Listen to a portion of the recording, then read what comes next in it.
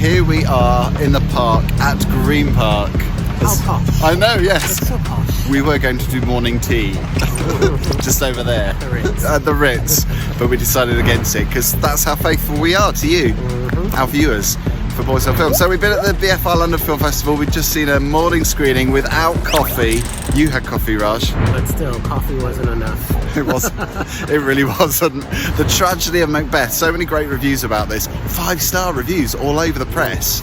What did you make of it, Raj? Well, you know, I didn't do my research. I just went to the film this morning to watch it. Yeah. And it was a full Shakespearean tragedy. It was a bit much, the language, the Shakespearean Old English language for me in the morning.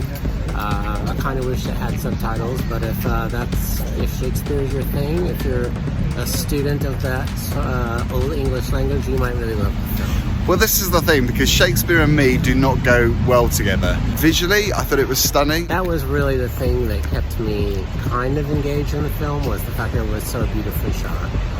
In black and white, but just very rich and very deep color palette for being black and white. Yeah, exactly. You felt the color in it. So. That's really true, actually, because I thought that as well, because it did go beyond that. It went beyond the black and white. It felt like it was more powerful in a way. But I suppose black and white films are powerful because it's what you see in your head, isn't it? It's not necessarily what you see on the screen.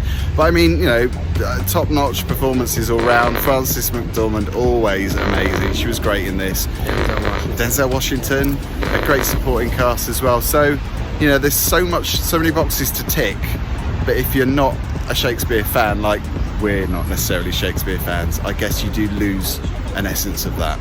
Yeah, I would have loved to see this movie with actual subtitles on it, because I think I would have understood a bit more of the dialogue. Even though it's the Shakespeare text, as it were. Exactly. I could, you know, because you just absorb it a little bit more when you read it. So I suppose, yeah. Maybe I'll give it another go, because it's going to come out on Apple TV Plus. Yeah. So. Yeah, you see, that was the first thing you said when Apple came up on the screen in the credits. Was that, oh, this is going to be on Apple TV. So, yeah, I'd be interested to see how it works on the small screen. I think it would be as powerful on the small screen as it is in the cinema.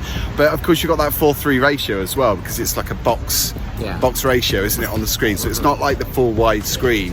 So in a way, that does feel like it's an older film too, along with the black and white visuals. But yeah, I mean, early morning screenings, we're not the best with those, are we, at LFF? Do you remember when we saw Suspiria?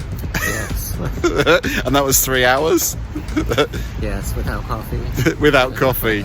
Or you don't think it really felt like a horror? Because it doesn't. It feels like an art house horror movie to me. Which I think is surprising, because I think for me is scary as hell. Yeah. Something being out of your control is a really scary thing, and I think for me personally it really wasn't as scary as I was hoping. Yeah. I mean, this was what, an hour and 45? Yeah. Okay length. What would Sean say? Would it need trimming? Sean would have said this. You probably could have cut a half hour out of it. He always says that old chestnut.